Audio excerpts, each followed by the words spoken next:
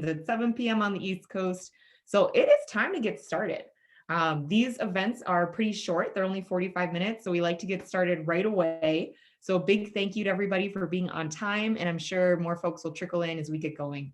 But I wanted to extend a warm welcome to our How to Take a Gap Year, the ultimate crash course where you will find our top tricks and resources for your most successful gap year or gap time yet. We're really excited to have you here today. So before we dive into it, I just wanted to take a moment to highlight really quickly some brief top USA Gap Year Fairs resources. So first up is our Gap Year Hub, which is on Go Overseas, and it's open 24/7. So if you ever have a question about gap years or gap time, this is the place to go. You'll be able to browse programs, find scholarships. More on that later. We recently launched a $5,000 USA Gap Year Fair scholarship. So stay tuned for that. And then you'll also be able to read verified alumni reviews on this website as well. Next up, I do want to highlight that we have our virtual and in-person fairs still going strong. So if you haven't been already, or if you want to join another one, I would really encourage you to come. You can chat one-on-one with really awesome program providers and gap year consultants like Jane and Jason, who are joining us today, and pretty much just get all your gap questions answered. So it's an awesome opportunity. Doesn't cost a cent, so really doesn't hurt to attend. And then finally, I'd highly recommend that you take the Gap Matcher quiz if you haven't done so already. It is really, truly one of my favorite resources out there.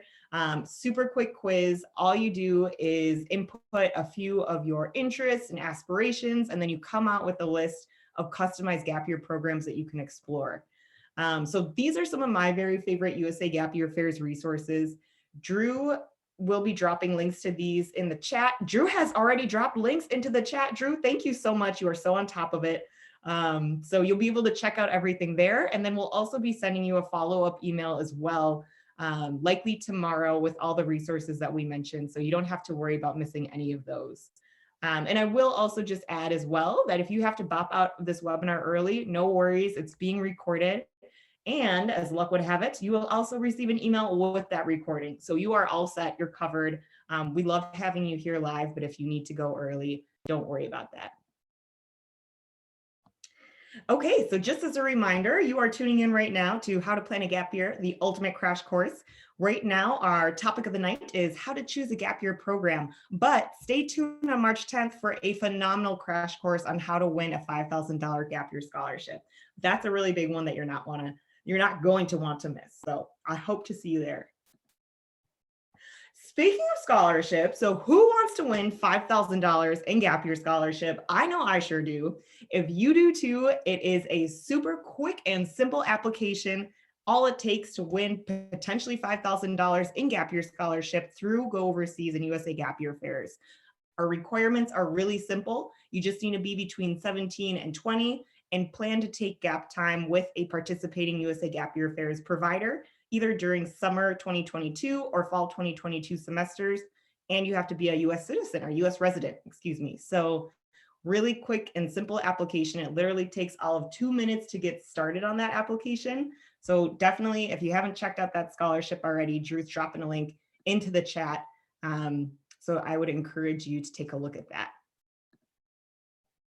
All right, and without further ado, that brings me to our phenomenal speakers of the night, who you all came here for, Jane and Jason Soroyan of J2 Guides. So they are both GYA accredited gap year consultants.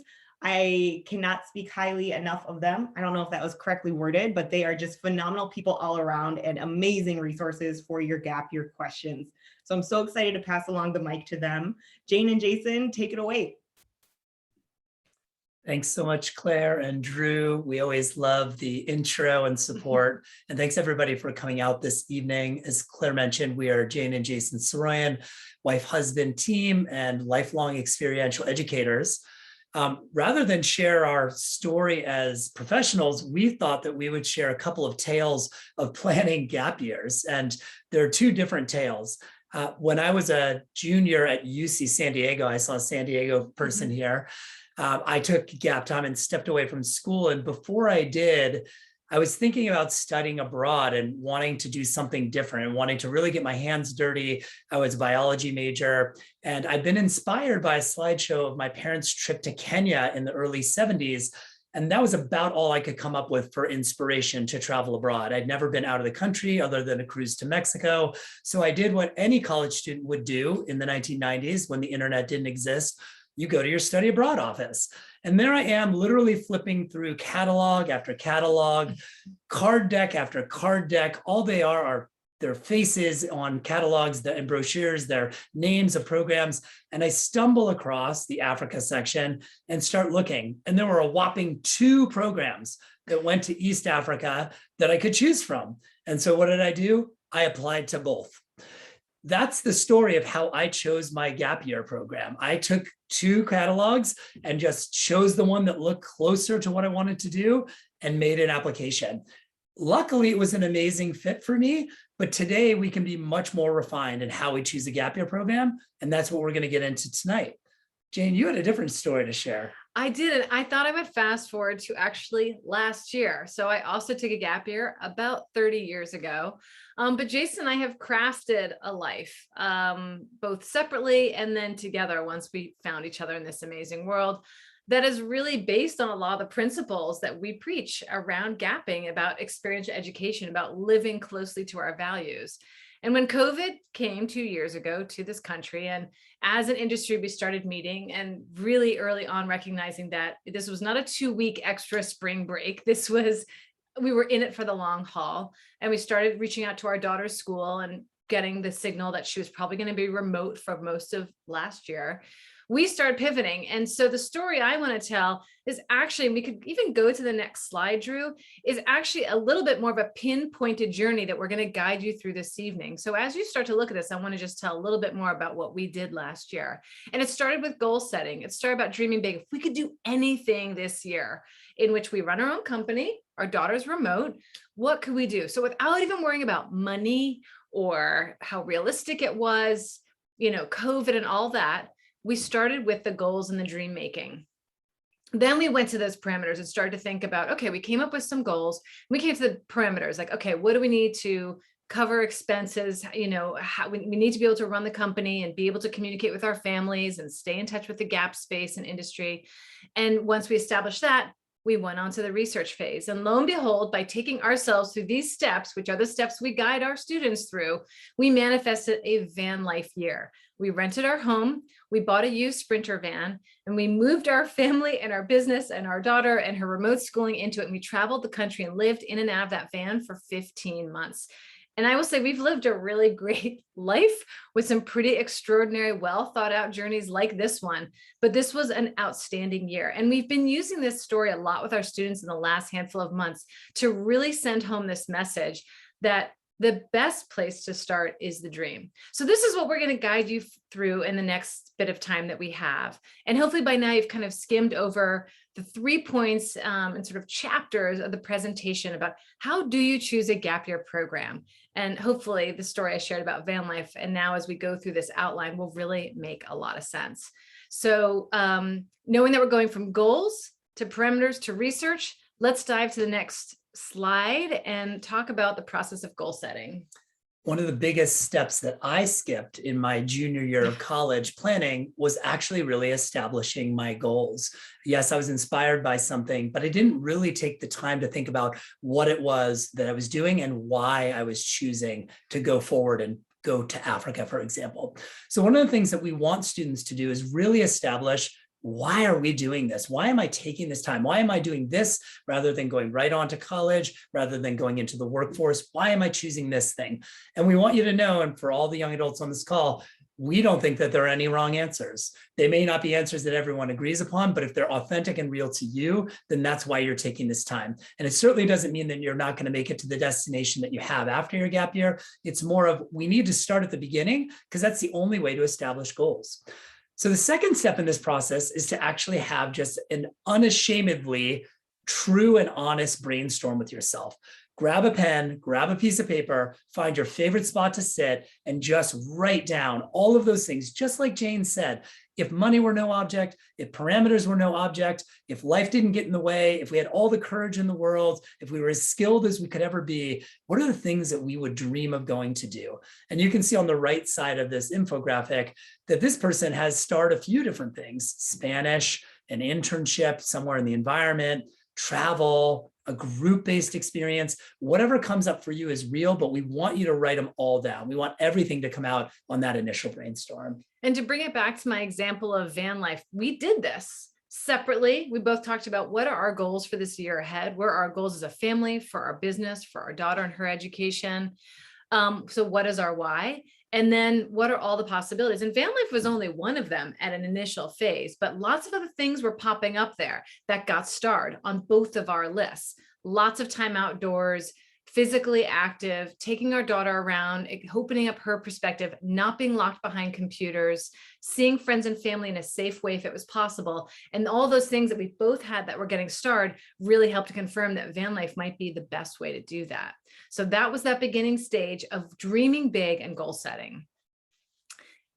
Next up is really starting to set down some of those important parameters. So let's go to the next slide when you're ready, Drew. Thank you. Now, there are a lot of different parameters. There's no one definition. If you Google this about what are the parameters of a gap year, it's not going to produce these. But Jason and I really spent some time yesterday in preparation for this event, thinking about what are the handful we really want to equip you with that are so critical in starting to now choose the correct programs that are going to support those goals. So these really come down to some of the most important things that a family now together has to have an incredibly authentic and transparent conversation about. Level of structure, and we do want to spend a bit of time on each one of these. Really thinking about how much support does a young adult need? And we hear it all. Some students are like, I've been at boarding school for 4 years. I just want to spread my wings and be on my own, to a parent saying, I'm not sure my child will be able to actually navigate much without a really structured group experience. We actually want them to develop more life skills and independence during this gap year. So a highly structured experience is going to be really important. So understanding as a family, the shared goals, maybe the differing ones, trying to find a happy medium place in the middle of how much structure is needed. Keep in mind that a gap year might have multiple components. So if you have, let's say, 2 or 3 parts to your gap year, which is very typical, let's just say for ease, a fall, a winter, a spring, the most important time to have the most structure is in the fall. And potentially, if all goes as planned, you might be able to strip away some of those levels of support and work your way towards more increasingly independent experiences as the year progresses. Something to think about. Hand in hand with the structure of a program is the amount of oversight. We can take a look at this in a few different ways, but one way to look at it is a more structured facilitated program is going to offer more mentorship. It's about a young adult developing into their adult life, and the adult instructors or leaders or mentors are going to really be facilitating that and helping that process along, offering opportunities for real growth and reflection. We can contrast that against an experience that's more independent, where a student might have a supervisor. Yes, it's the adults you can go to. Yes, if you are ever sick or needed help, that person is going to be there as a stable individual to help do that. But they're maybe not going to be adding in that next layer of inspiration or that mentorship or that guidance. Both those things can be wonderful opportunities. Both of them might draw you in at one point in time during your gap year, but it's pretty critical to understand the level of oversight and what's being offered in any given program. Pretty much every student knows that they want to be with peers on a gap year. It's already an isolating enough experience to be daring to have this conversation as a family, where generally, one person maybe in most graduating classes, if that, are taking gap time. So you're already feeling rather alone, chances are, in this dialogue. And what you may not know is there are thousands of people taking gap time every year. And we want you to find those people, your people, particularly as your friends are going off to college or maybe still in high school. Really powerful, again, especially in the fall, for you to be hopefully with other peers. That would all be a given in that more structured program, that first parameter we set. But just make sure you've really examined and discussed as a family the goals around the social piece. Don't overlook the importance of being with a group. If your aspiration is to do some more independent backpacking or traveling later in the year, again, following a good progression, your year might set you up really well for that. Not to mention, on a structured group program that may only be a semester, you'll probably make some amazing friends that might be wonderful to meet up with 4 months later and have a great travel experience with on a more independent way. When we look at skills, lots of students talk about wanting to level up skills during their gap year, whether that's learning how to date a program or learning how to be a better communicator. it's really great to look through the lens of skills when you're looking at and evaluating programs. Soft skills, skills like cooperation, collaboration, working within teams, problem solving, all of those kinds of skill sets are often represented within these more structured, facilitated group programs and are more likely to be nurtured in a program that has more oversight and mentorship built in. Whereas hard skills, learning how to scuba dive, learning how to rock climb, learning how to be a touch typist, learning how to cook, one can often gain in a shorter term experience and with a lot more focus built into that specific thing. That might just require more of a level of instruction or supervision. So looking at what skills are critical for you and important will also help dictate the type of program you choose. The biggie really here, not to be overlooked at all, is health. We all know that this population of 18 to 22-year-olds, probably actually the entire world right now, has been suffering increased levels of anxiety and depression, certainly with COVID. But we also know that this age group has really been under some incredible stress with the academic pressures over the last 4+ years of high school. And we ask really bold questions of all of our students to share with us their mental and physical health histories, any prescription medication, any recreational drug use, just so we have an understanding of how they are comporting themselves, what levels of support they want or need over the course of their gap years. And again, with that knowledge, being able to make appropriate placements with various programs. So if you know that part of your gap year is to address some mental health issues and that part of the year is about wellness, that might also be a really important parameter or filter as we're looking at programs. That could affect how far away you're prepared to go in the fall, maybe closer to home, maybe in the US or maybe Western Europe, maybe English. I talked to a young man tonight. I think I just want to start with an English speaking destination. My mind is not even ready to deal with the language or cultural experience, even though that's what I want. Great. So assessing your mental and physical health and accordingly making sure that the various programs you're looking at are going to help support that. The reason why Jason and I are spending so much time on this slide is it's very easy, per Jason's example, to have a glossy website or catalog in front of you and just get so starstruck that we want to sign up because they look fantastic and they are fantastic. But there are such fundamental areas to examine to make sure that your whole well-being is going to be well supported in the pursuit of that experience. So what mental and physical health issues are accompanying you on this journey? As we always say, your baggage comes with you, literally and metaphorically, on these journeys. So we really want to make sure that we've thought about what environments are going to best support you and your wellness. And then finally, of course, knowing your budget and your budget parameters are really critical, not only for the strategy for the entire gap year and what role the young adult or potential gapper is going to play and what role the family plays, but also because many of these experiences do have a tuition base. And so you need to look at that quite carefully. Almost all of them have scholarships available. Go Overseas has scholarships available, but that doesn't make these experiences free. And so if you're working on a modified budget or just your ethical, philosophical ethos is, I really want to pay for this on my own, you might be looking for something that's lower cost. Lower cost options tend to be more independent. So all of that plays out on the other aspects and the parameters that we've outlined here today. So to round out this slide, as we went through our brainstorming process with van life, we then came to the perimeters. What is it going to take to make this work? We probably need to rent our house out for the year. So that was one of our first tasks, which lo and behold was really easy. And we had 2 amazing renters take the house for 6 months apiece, and we were more than happy to have the house empty for a little bit as well. So we had our mortgage covered. Okay, great. That was honestly just a bonus. And for a student, that might be, I'm going to work both summers and bookend my year by working in so I can contribute. That's right. We had to examine various things in setting up the van. We run a business, we teach a class, we virtually present. So making sure the van was equipped with systems to help support a broadcast and a signal that was going to be boosted beyond just a typical situation. We started researching friends and family, gap year programs. Our whole focus became spotlighting the American gap year. So we got out our Google map and we dropped 3 sets of pins.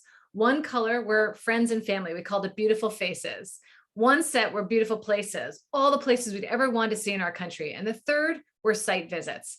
Each layer was a different color. So we could then zoom, we could just look at beautiful faces or beautiful places or site visits, but in general, they were all on the map. We'd zoom out and you could see some very obvious clusters. And those clusters is what helped to build us an itinerary. So as we started to place these parameters on our vision, we started to get a very clear sense of the roadmap of how we were going to achieve what seemed like an enormous thing that we ended up pulling off, from deciding to do it, to purchasing a van, to renting our house, to hitting the road. That happened in a 3-month or less time. So here's the value of dreaming big, going to some of these parameters, and then our next step and next slide, Drew. Your final step is to really dive into quality research. And one of the things we want to share with students is that any amount of research that you are doing related to the gap year should be documented research. Your time is incredibly valuable. Many programs look alike, and you should have this all laid out in a spreadsheet for yourself, or take diligent handwritten notes so that you can share the highlights and your impressions, and you will remember them 24 hours later, let alone 2 to 4 weeks later. We strongly encourage you to go overseas, because Go Overseas has thousands of opportunities that an 18-year-old could pursue during her gap time. There are many, many amazing facilitated group programs, incredible volunteering, internships, study abroad, language schools, work exchange, work. There's so many amazing options on Go Overseas. The one of the silver linings of COVID has certainly been that basically everybody but my mother can now offer a webinar. So the amount of free webinars available to you, while everybody's a little burnt out on it, I think we all can admit that it's comfortable. If this was 2 years ago, this event would have been in Chicago or New York or San Diego. So for some of you, it'd be like, great. But for some of you, that could be an hour drive in traffic, or 2 hours from the closest. You could live 2 hours from the closest event. So we have to take advantage of this amazing set of virtual offerings. So nearly every program offers free webinars. Certainly you can get on the phone with someone, but I find that initially when you start honing in, and maybe you have a set of 10 or 20 programs, but maybe everyone's still a little lukewarm, you're not really ready for that phone call, I actually really encourage a certain level of passive receiving of information, and attending webinars and kind of anonymously following on social media will start to give you a great sense of the flavor of an organization. Do I like the person who's speaking? Do I like their slides? Do I like the alumni stories that are being shared? And you may be actually consistently getting this message that this doesn't feel like me. Sometimes it really is that straightforward. You're going to do all this calculated work, but you can't ever forget tuning into your gut. And if your gut is like, this doesn't feel like me, then let's put it on the list so we don't forget on the spreadsheet why we ruled them out. Even if the notes just say, doesn't feel like me, or maybe it kind of does feel like you. And that now bumps us to that next critical bullet of getting on the phone and calling programs. You will not find nicer people. You will not find more authentic, emotionally intelligent and intellectually intelligent people than the ones in our field. I could nearly guarantee it. Everyone that you speak with will have been a GAP alum, will have led programs, maybe are the founders of the organization, people who are so passionate about this work of supporting young adults and these amazing kind of experiential opportunities that they will talk to you as long as you want to stay on the phone with them about these opportunities. Some could feel like a hard sell, but I think in general, you'll just find people very genuinely, enthusiastically wanting to draw you out and to share their program highlights with you. The final step in your research, after you've had a chance to read reviews on Go Overseas and call a program and view a webinar and actually just have a conversation around this topic, this particular program you're excited about, now it's time to call references. And this is a big step and lots of families skip it, but you really want to talk with someone who's recently been a part of this experience, because they're the ones who can really tell you what's happening on the ground. Ideally, students are talking to students and parents are talking to parents. This is going to give you the insights and allow you to offer back and forth the feedback that everybody really wants to know. The questions you want answered are the ones that they're going to be able to answer for you. For students, you might use texting or social media. Parents, of course, we're probably more comfortable jumping on the phone, but this is a critical step. We hope that you won't skip it. This is really going to be the icing on the cake that will help you say, yes, it's this program. It's the one that's right for me. Yeah. I want to come back to one point about the programs, which I realized I jumped over, and we wrote a note, and this is probably why we put it, to remind ourselves to ask questions. So you've already come up with your parameters and some of your goals. So you're probably going to get asked, well, what are you looking for? Why are you taking a gap year? Well, isn't that great that you just wrote down what is my why? Or isn't it great that you wrote down some of my goals? Well, one of my goals is to get fluent in Spanish, and I noticed that you have a program in Spain. Well, one of my goals is to do some community service, and I noticed that you do some work with kids.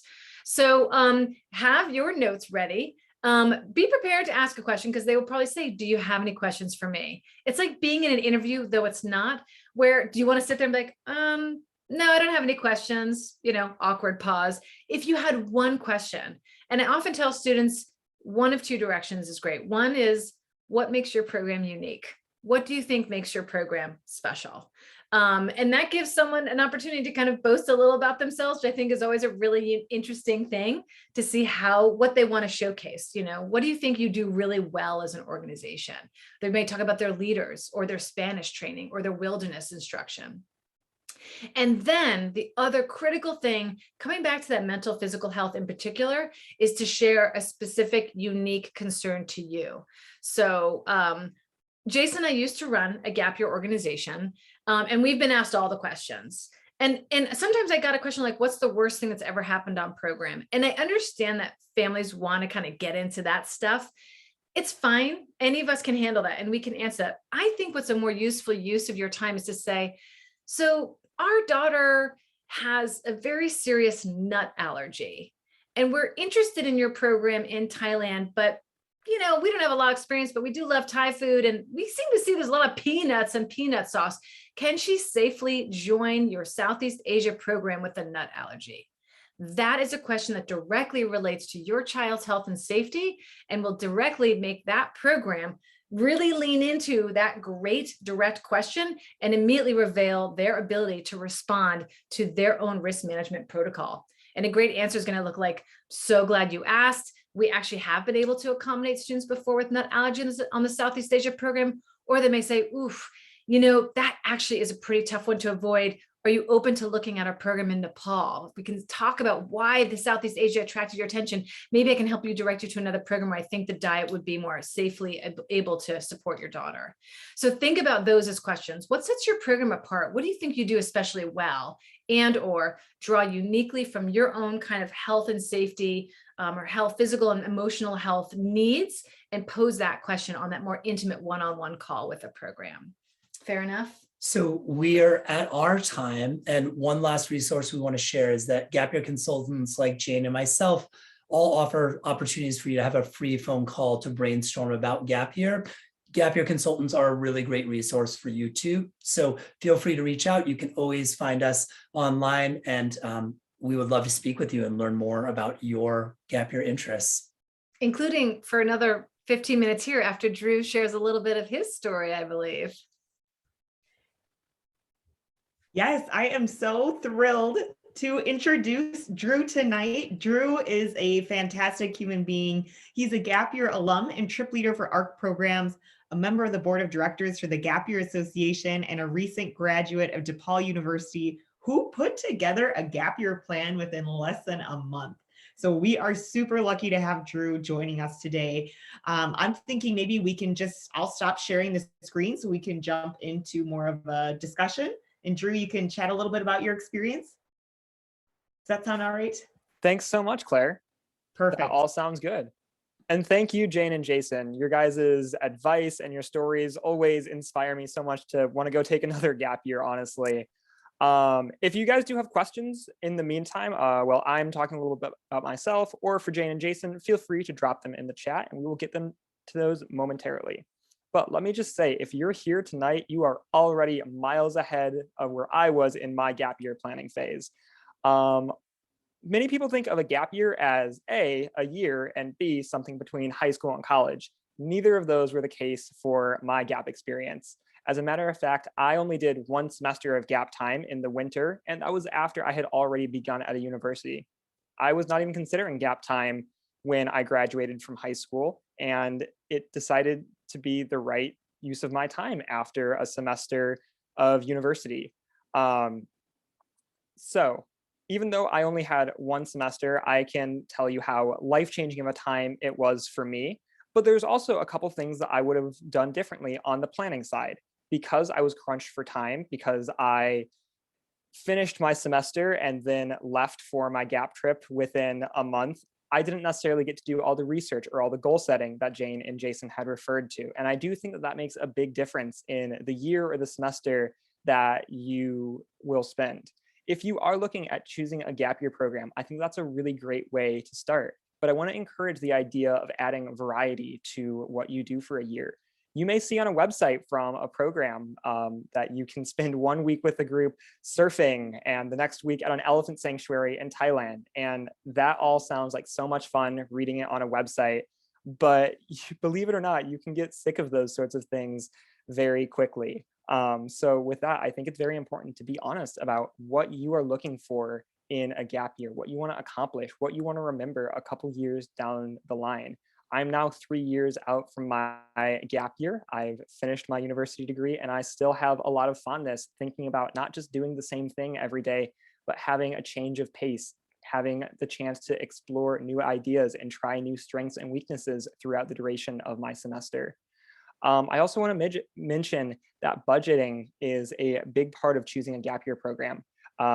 Gap years do not have to break the bank. They don't have to be crazy expensive, and they can also help contribute to your college trajectory and your academics. I was very fortunate to use my 529 plan and gain college credit by taking courses throughout the duration of my gap year program. I think that that is definitely something to consider, especially as you are looking at budget constraints. This is also a great way to begin university with a couple of academic credits under your belt and potentially feel a little bit better about that transition period. And with that, don't be afraid to go about your gap year and do things in an untraditional way. The whole point that we think about taking time away from school or from work or for whatever we have going on in our life is to break the norm. And I think that figuring out how to take your gap time in a way that embodies that is a really great step to choosing the right fit program for you. So really think about leaning into what it is that you see in a gap year program schedule or itinerary and sort of going with that, asking yourself, why am I excited about surfing? Why am I excited about working with elephants?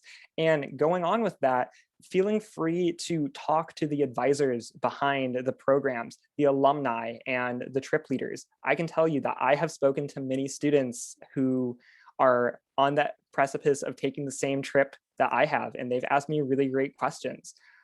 On the opposite side of that, I can also, when I'm talking to potential students, have a tendency to just talk about the great things that I remember. So I think that asking questions about some of the challenges, asking what is a little bit more uncomfortable is a really great way to get a realistic sense for what to expect on your program. The last thing I'll say in the likeness of time is don't feel pressured that you have to do everything you've always wanted to do in your one gap year. For me, my gap year inspired me to travel as much as I can on my breaks from school, on winter and summer breaks. It inspired me to study abroad. So you don't have to do everything that you've always wanted to do. You don't have to cross off your entire bucket list on a gap year program. But thinking about some of the goals, some of the things that you do want to do, and really listening into your instinct and your feeling is a really great way to go ahead and start to find the right program for you. Oh, Drew, so well put as always. Oh my goodness. I'm blown away by all of your points and I couldn't agree more. So thank you so much for sharing that. That was lovely. And thank you again, Jane and Jason. I personally did not know about van life. I did not know that you guys did that. I am, what? Now I need to go back and stalk your socials. So thank you for that. Let's jump into this Q&A because we already have some great questions. I'm going to start with Candace's. The first one, where she asks, can students apply to college while on their gap year adventure, or do you recommend planning for that outside of travel and gap year programming? That is such a great question. It's really what's best for the student. You're going to get this theme from us a lot at J2 because we really want to follow the student's lead. That being said, I think if there's momentum senior year to be going through the college process, there's so much support. It's kind of the energy that's going on. It is a great time to do it. And I would say probably 75% of our students Yeah. probably have a college That's about right. acceptance. And then once they get it, they will request a deferral. And I'll actually drop a link after I answer this question, when Jason's answering question, to a blog we wrote about how to write a deferral letter. So I'd say the vast majority of our students do come to us with the college acceptance. They have deferred. So they've requested to wait a year. So college is locked in and they can be all into the gap year. Now there are still a solid 25% in there. And these are just the families that we work with, where either students didn't apply during senior year, so they're going to apply for the first time during their gap year, or maybe students didn't really have the acceptances they were hoping for, and they're going to reapply. So again, the different motivations might affect the plan, but students have done it really successfully. And in fact, actually one other scenario are students who maybe didn't have a phenomenal junior year, but end up having a brilliant senior year. And that senior year doesn't really tend to show up on the transcript when applying as a senior. But if you were to apply during your gap year, you could really showcase, yeah, junior year wasn't my best, but look, I came back and look what happened my senior year. So that could be another reason sometimes. So what we would do working with a family who want to apply during the gap year would be to understand the motivations in terms of, are we looking to bolster the kind of resume a little bit? We don't want that to be the reason for the gap year, but we understand you might want to showcase a story or just feel rejuvenated and ready to write the application. So is it something we want to like have an experience or two and get you home in time to apply? It may affect the location. You know, if you're in Spain on a study abroad type experience and have good Wi-Fi, you could probably apply from there. But if you want to be out in East Africa or rural Venezuela, it might be kind of hard to be doing those applications from the road. So maybe we want to make sure we get you home in time. So again, we would need to understand the various pieces at play, but we've seen students apply during their gap year incredibly successfully because they've been given the energy, the pause, whatever they needed to take stock and go after that situation, that process with fresh eyes and heart, I guess. So hopefully that answers that question. Perfect. I think so. Thank you so much, Jane. Another question coming in from Kathleen is, when do most gap year programs begin? Is there an average deadline to these programs to keep in mind? That's also a very good question, particularly in the space of college and applications. Thankfully, the gap year space is not similar to college applications in many ways. Most typical structured gap year programs run for about a semester, and they will be offered once in the fall and then once in the winter/spring. So typically you'd find a gap year program beginning at the very tail end of August or the very beginning of September and going towards Thanksgiving and having students back just before Thanksgiving or just dipping into the first weeks of December, and then students would come home. In the winter and spring, most gap year programs begin either at the very end of January or at the very beginning of February, and will take students through April, and they'll conclude sometime in early May.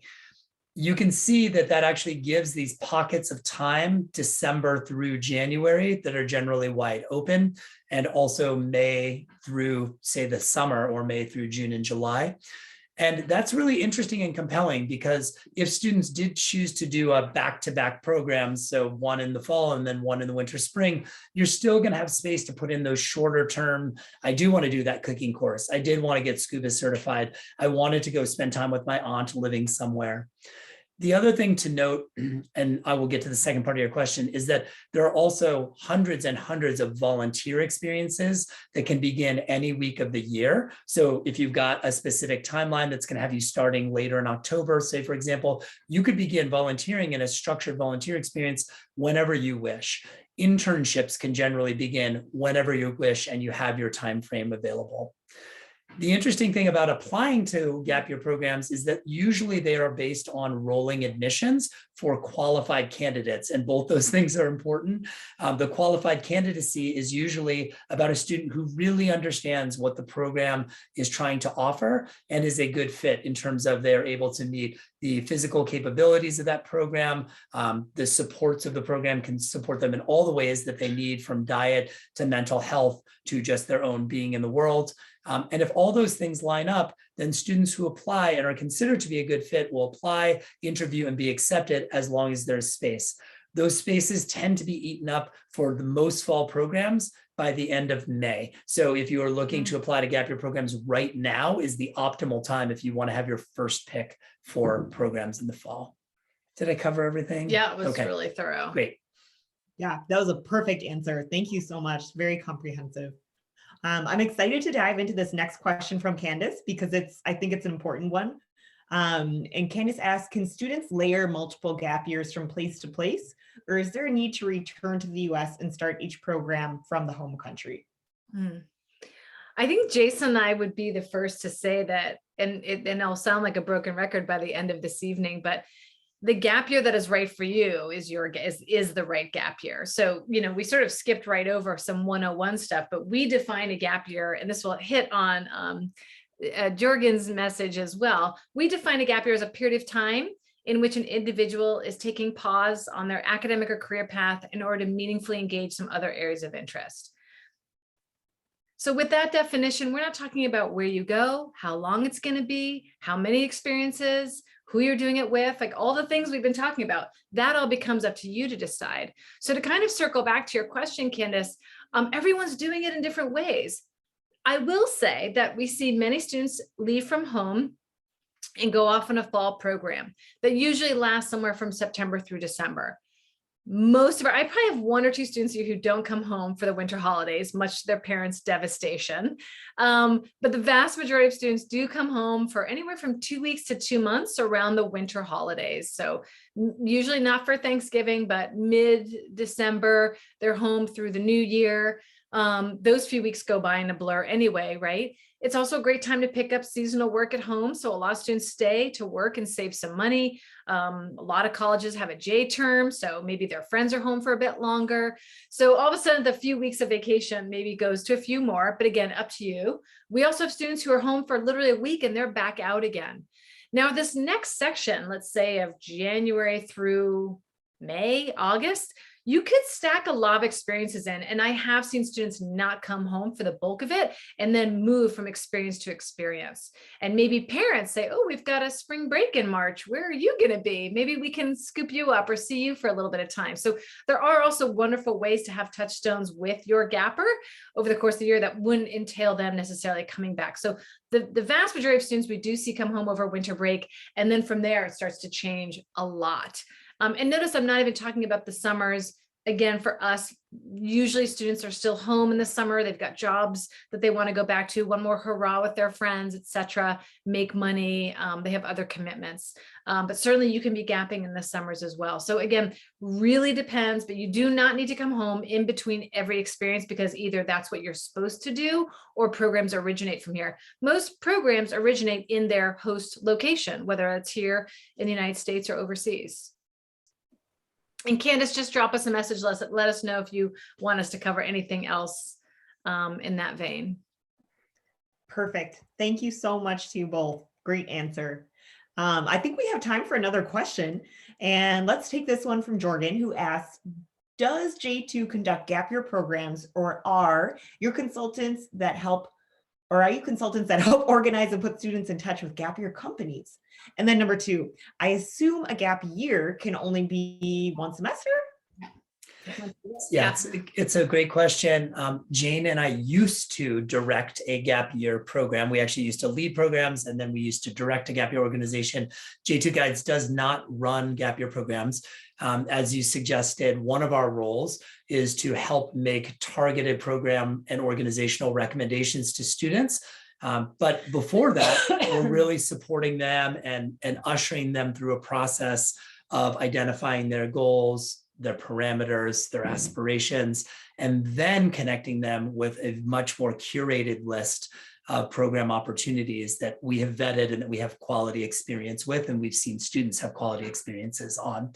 Beyond that, one of the things that we feel is really important is guiding and supporting students through the major transitions. We've been talking all about the idea of coming home, and those transitions are really critical. Students often change their mind about what they want to do. They've had big feelings come up about what this experience means. They need to process, they need to absorb, then they need to go back off again. So that's a big part of what we do as well, as supporting students through all those major transition periods throughout their year. Just circling back to what Jane said, a gap year can truly be, like Drew addressed it with the term, gap time. It can be whatever period of time you need. Generally, 3 months is seen as like a quality amount of time to have a substantial experience. So that could be the summer after you graduate from high school, before college. It could be fall of what would have been your college year, but it's actually going to be your gap time, and then you go to school in the winter or go on to do whatever else you're going to do. I was going to add something. I wonder if I can come up with it. Well, a few things. Oftentimes the parallel is people think of us as college counselors, or college consultants. So we're really here to help connect with the student, draw them out, understand, be like, oh my gosh, these are the programs that I'm so excited to share with you. So, but we really do wear a lot of hats. We're researchers. So I think this week alone, we've spoken to a program out in Colorado. We spoke to a ski program in Canada. I'm trying to think of who else we've connected I with just this spoke with a week. program in New Zealand. A cooking program in London. So our job is to be out there. And the benefit of having been in the field for so long is we've developed relationships with people that now feel like friendships, like our colleagues feel like friends. And so that also, all of that is being leveraged in the background for families, right? All of us want you happy and healthy and safe. And so that's a big part of it, is the researcher hat to one hand. And I think that's what people predominantly think we do as consultants. But I think Jason did such a great job of underscoring that at J2, our focus is much more on the empowerment of the student and getting them really involved in the process and having them feel truly mentored and cheerleaded. Can I turn that into a verb? Probably cheer-led. Cheer-led. He was a cheerleader too in high school. So I knew I was asking the right person. I think everyone deserves a cheerleader in their corner, right? Being like, yes, this is great. I know it's scary. You could do this. So there's a lot of that mentorship, healthy, challenging, holding them accountable, getting them in this process, and not just parents. And that's a big focus for us. Great. So important. Thank you so much, Jane and Jason. That's wonderful. And it looks like, so we are a bit over, but I think our panelists you're okay with staying for another question? Is that all right? Sure. Okay. And this one is a really fun one. It's for Drew. So Candace asked, Drew, what was the greatest benefit of taking a gap semester for you? Yeah, Candace, that's a really great question. In the 3 years since my gap time, I've been shocked at how much my time away from school has really impacted my professional development and my career aspirations. I feel like this is not something that a lot of people expect, because we go into job interviews, we write our resumes, and people think that ideally we're going to talk about what schools we go to and our academic achievements. So it's been very refreshing to be able to walk into job interviews and talk about what I've done on my gap time and, reference people who I've met through the gap field. It's allowed me to really have a lot more of a focus on the things that I wanted to do. During my gap time, I not only changed majors, but I changed schools, I added a minor, and I changed cities of my university. So, to say that it impacted my direction in my academics and my life and career is such an understatement. And I think I hear a lot of people who, even though they're on gap time and are taking time away from their academics, it is a chance to invigorate some interest that over the past 18 years during high school and other forms of extracurriculars, they may not have had time to really explore. And I'll say that the reason that I think that this time to explore those interests is so formative for people is because a gap time is really the first time that if you've been going through school, everything you've done is for a grade. It's for some sort of lettered achievement. So if you want to take your gap time to pursue an interest, pursue a new skill, even work as an intern or find some sort of job during your gap time, it's really going to be a very impactful experience in a way that you don't necessarily get through involving yourself in high school or even college and beyond. I was going to piggyback on that real quick, Drew, because I feel like you really talk about what Jason and I refer to a lot as this idea of gap year state of mind, which I know you've probably heard us talk about, but that families often see the gap year at the early stages, understandably, of it's this finite thing. Can we afford this thing? And does this thing make sense? And it's a semester, or it's a year, or it's a summer, or it's 2 years. And Jason and I argue that this is not a finite period of time. The gift we are giving our young adults in this process will be skills that last them a lifetime. And I was just on a panel last week with the Dean of Admissions from Duke, and he's also just over the moon excited about the students who step on campus who've had gap time are noticeably different. They are engaged citizens. They are the kind of young adults we want stepping on our college campus. And he will do anything he can to continue to promote the validity of structured gap time. And I think that even parents are like, well, I did some kind of crazy stuff, but we didn't call it gap time back then. And I've heard so many parents say that. And it often at 18 or 19, it was a summer job you got on Martha's Vineyard with your girlfriend, or a road trip you took cross country, or you backpacked in Europe before grad school. And without fail, and I've had hundreds of people in an audience and asked parents to raise hands. Do you identify with a life-changing experience between the ages of 18 and 25? And remember, it's one of your fondest memories. And you'll see a vast majority of adults raise their hands. So most of us were fortunate to have some kind of experience that really put us in our own confidence of who we are, who we were capable of being as people in the world, separate from our family, separate from the kids we've grown up with in school. And now it's become a bit more formalized in process and language, which I think is only for the better. But the benefits remain the same throughout, which is that we are really talking about young adults cultivating a level of inquiry, of living close to their values, of being more confident in taking risks, of learning how to advocate for themselves. Again, that's a lifelong skill set, a lifelong mindset, which will absolutely translate into college and certainly beyond. And I think we just don't talk about that enough. So there's that. Yeah, absolutely. Well, Claire, our fearless leader, has stepped away, but I'm just going to go ahead and wrap up real quick in the likeness of time. I just want to say thank you to all for tuning in tonight. We really appreciate your questions, and we appreciate you taking time out of your evening to join us. And hopefully there are some takeaways that you can use in planning or considering gap time. I'm dropping some links in the chat right now that can help you further your search.